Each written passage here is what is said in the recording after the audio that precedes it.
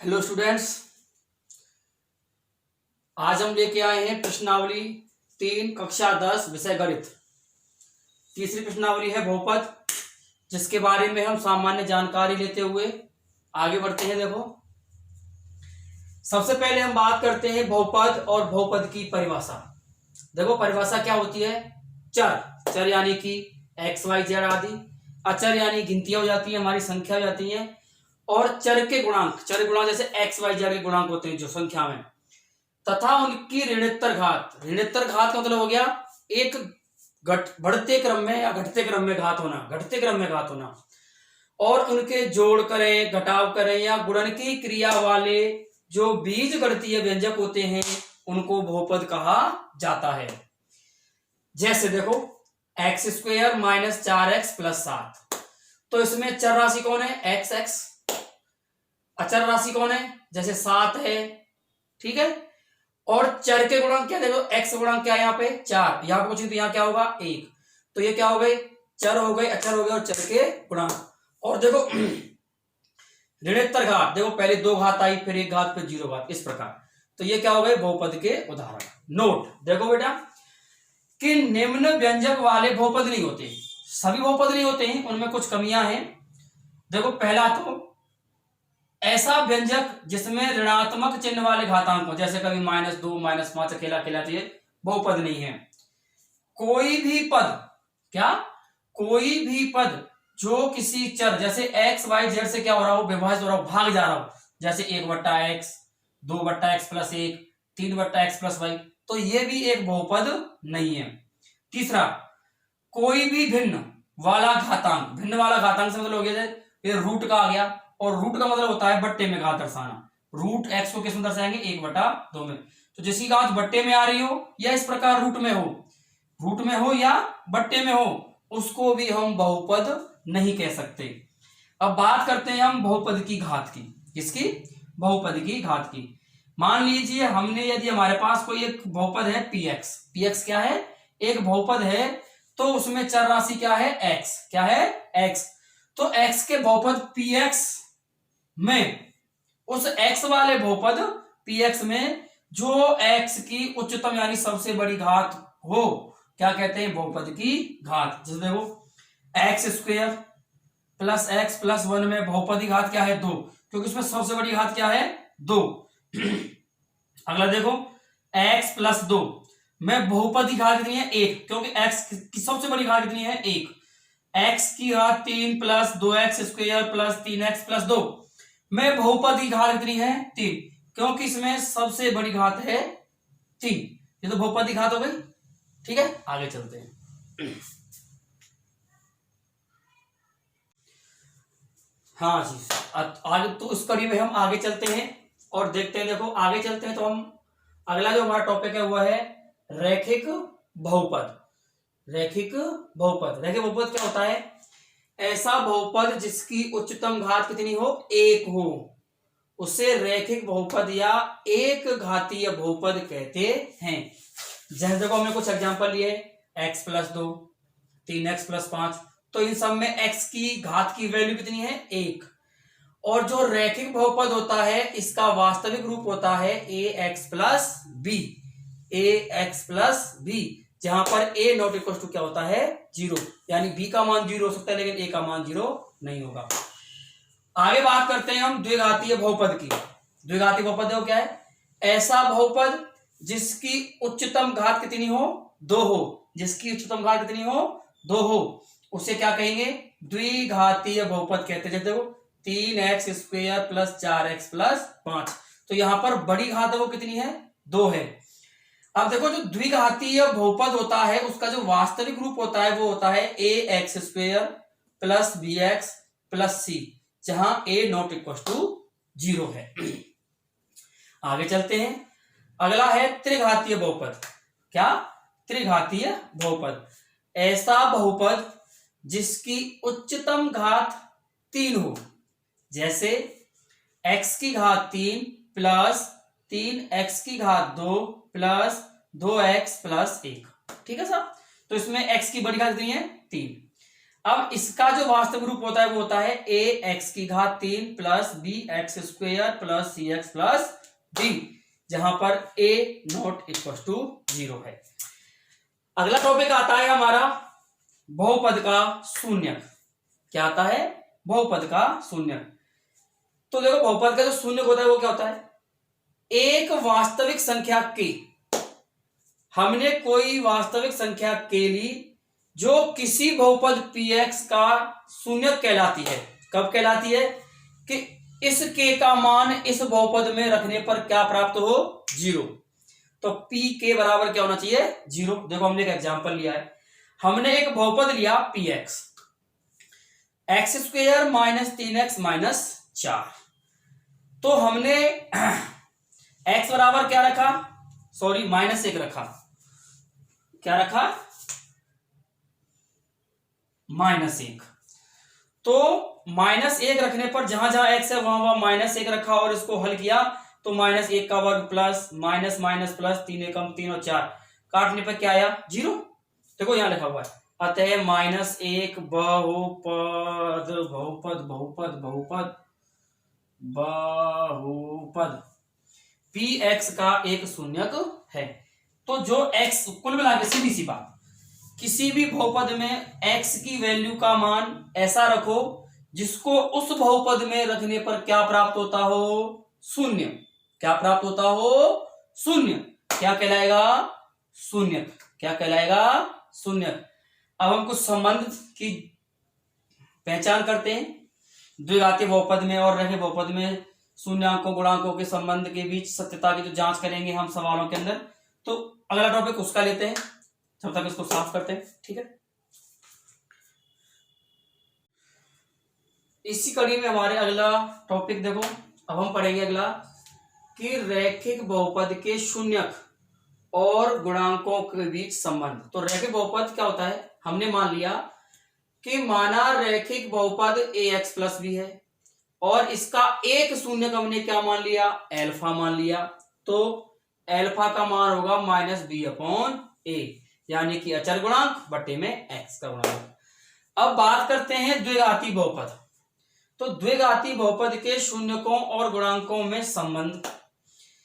हमने माना कि द्विघाती बहुपद ax square plus bx plus c है, जिसके दो शून्यक हमने माने, एक एल्फा और एक बीटा है।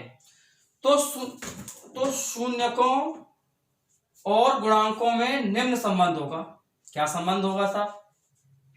कि शून्यकों का योग एल्फा प्लस बीटा बराबर तो होगा -b/a माइनस x का गुणांक बटे में x स्क्वायर गुणांक, और शून्यकों का गुणनफल होगा एल्फा इंटू बीटा c/a, अचर पद और x स्क्वायर का गुणांक। अब बात देखो, जब अगला टॉपिक देखते हैं कि जब किसी बहुपद के शून्यकों का योग यानी एल्फा प्लस बीटा तथा गुणनफल एल्फा इंटू बीटा दिया हो तो बहुपद कैसे लिखेंगे?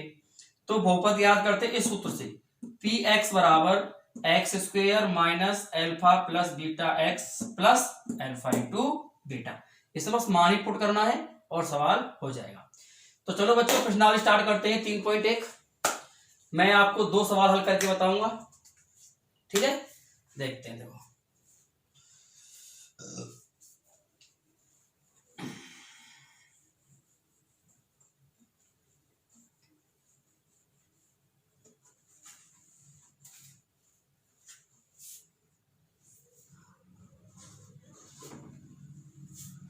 हाँ, तो हमने लिया बहुपद px बराबर क्या दिया है हमें? X square minus 2x plus 8। अब बच्चों मुझे इसमें गुणनखंड विधि लगानी है। कौन सी विधि लगानी है? इसमें मुझे लगानी है गुणनखंड विधि। तो गुणनखंड विधि क्या कहती है कि इन दोनों पदों को गुणा किया जाए। तो गुणा करने पे क्या आएगा? 8x स्क्वायर, x को छोड़ दे, 8 के फैक्टर ऐसे कर लो कि जोड़ने या घटाने पे तो क्या होगा? 4 और 2, 4 और 2 8, 4 में से 2 गया तो 2 कैसे सेट करेंगे? एक्स स्क्वेयर माइनस के 4x प्लस के 2x प्लस के 8। अब 2 के जोड़े बना लेते हैं। यहां से क्या कॉमन निकाला x, तो ये हो जाएगा x माइनस 4 प्लस 2 कॉमन निकाला, यहां पे माइनस का 8 होना चाहिए, यस माइनस का 8 है यहाँ पे, तो x माइनस 4, ठीक है। तो x माइनस 4 जो ब्रैकेट में उसे एक बार कर देंगे, जो बाहर है उन्हें एक ब्रैकेट में रख देंगे, ठीक है बच्चों। अब कर लेते हैं यहाँ दो सेक्शन। अब इसको करते हैं या तो x माइनस 4 बराबर 0 या x बराबर 4, या फिर x प्लस 2 बराबर 0, x बराबर माइनस 2। अतः बहुपद के दो शून्यक 4 और माइनस 2 हैं। हो गए शून्य ज्ञात हो गए। इस प्रकार किसी भी बहुपद के शून्य ज्ञात करते पहले गुणनखंड कर लेते हैं, और एक गुणनखंड को पहले को 0 के बराबर और दूसरे को 0 के बराबर रखेंगे तो गुणनखंड हो जाएंगे। अब निकालते हैं बच्चों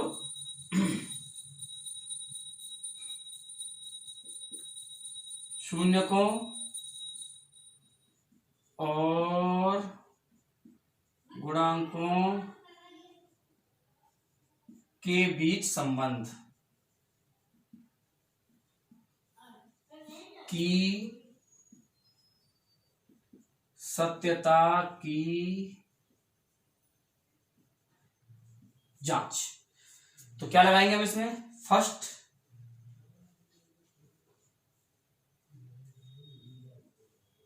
शून्यकों का योग अल्फा प्लस बीटा बराबर माइनस बी अपॉन ए, ठीक है बच्चों।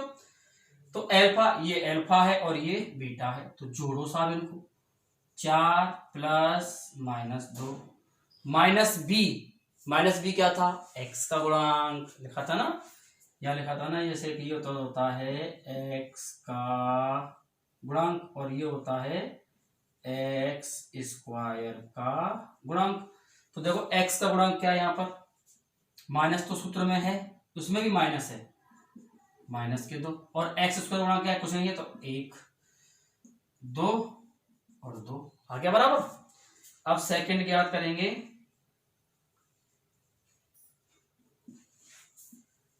शून्यकों का गुणनफल क्या होता है, अल्फा इंटू बीटा बराबर सी अपॉन ए। सी क्या होता है, अचर पद, और ये होता है एक्स स्क्वायर का गुणांक, तो अल्फा इंटू बीटा करो भैया, 4 गुणा माइनस 2, अचर पद है माइनस का 8, 4 दूनी 8 माइनस के 8 बराबर माइनस के इति सिद्धम, सिद्ध हो गया ये, ठीक है। इसको हमने HP कर दिया, ठीक है बच्चों। चलो फटाफट से इसकी एक दो समस्या और देख लेते हैं।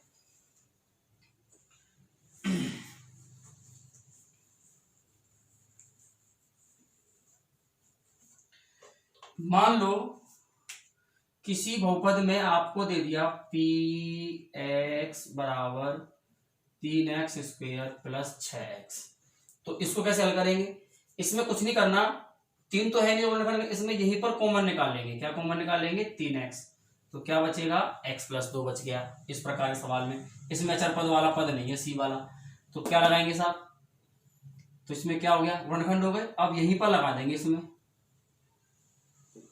या तो 3x बराबर 0 या x बराबर 0/3 या x बराबर 0, या फिर x प्लस 2 बराबर 0 और x बराबर माइनस 2। अतः बहुपद के दो शून्यक 0 और माइनस 2 है, तो इसकी भी जांच करेंगे। तो जांच करेंगे तो भाई शून्यकों का योग करके देख लेंगे।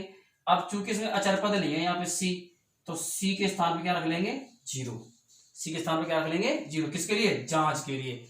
और इसकी उसी प्रकार जांच करेंगे। जैसे देखो सीधा शॉर्ट में लिख रहा हूं मैं, जब मैं अल्फा प्लस बीटा करूंगा तो क्या आएगा माइनस बी अपॉन ए, तो 0 प्लस -2, हाँ जी सर, माइनस एक्स का मान 6/3 -2 आ गया।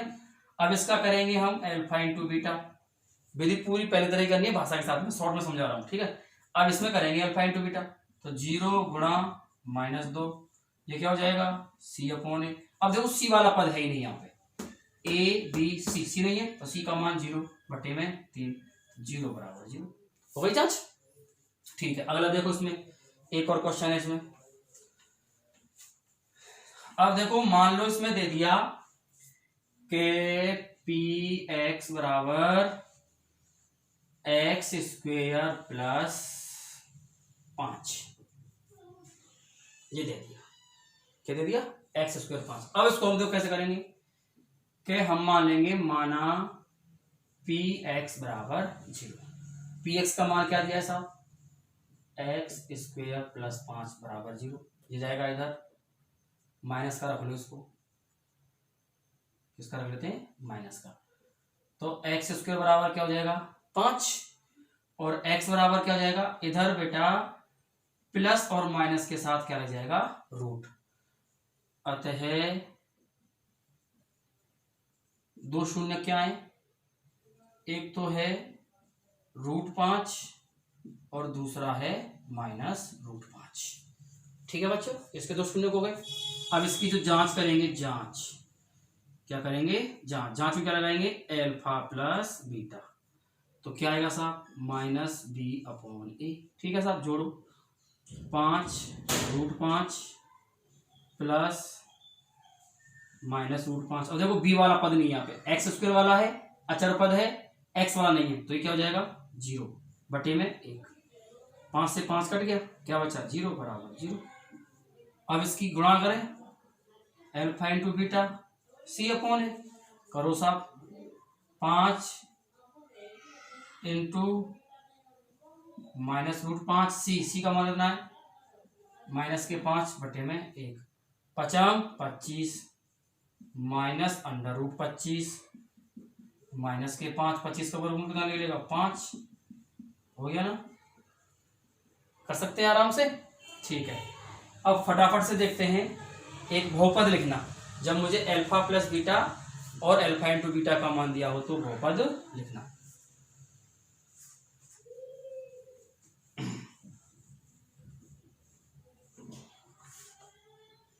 देखो उदाहरण कैसे करेंगे, किसी बहुपद के शून्यकों का योग 5 तथा गुणनफल 6 हो तो बहुपद ज्ञात करो। तो देखो मैं क्या लिखूंगा, हल करूंगा, मुझे क्या दिया है साहब शून्यकों का योग दिया है, जिसको मैं कहता हूं अल्फा प्लस बीटा, कितना दिया है 5। शून्यकों का गुणनफल दिया है अल्फा इंटू बीटा बराबर 6, तो मैं क्या लिखूंगा बहुपद पी एक्स बराबर x² minus alpha plus beta x alpha into beta, लगाओ मान x² minus alpha plus beta का मान 5 और x अल्फा इंटू बीटा का मान 6। आ गया। एक और एग्जांपल लेते हैं, देखो बच्चों, मान लो किसी बहुपद में ना अल्फा प्लस बीटा का मान दे दिया आपको 1/4, ठीक है, और अल्फा इंटू बीटा का मान दे दिया -1। अब बहुपद लिखना है, देखो तो इसका बहुपद कैसे लिखेंगे, देखो तरीका इस प्रकार से निकलना है, मैं शॉर्ट में समझा रहा हूँ, ठीक है बच्चों। तो बहुपद कैसे लिखेंगे, पी एक्स बराबर x square minus alpha plus beta alpha into beta. तो लगाओ x square minus 1/4 plus minus 1, तो एक्स स्क्वेयर माइनस 1/4 माइनस 1। अब देखो बच्चों यहाँ पे 4 आ रहा है, यहाँ पे या तो यही छोड़ दो आंसर, और आप चाहते हो कि नहीं सर हमें तो पूरा प्रॉपर लिखना है, तो ये जो 4 है ना 4, इसका तरीका या तो प्रत्येक पद को 4 से गुणा करो, प्रत्येक पद को 4 से गुणा करो। क्या करो, प्रत्येक पद को 4 से गुणा करने पर करो।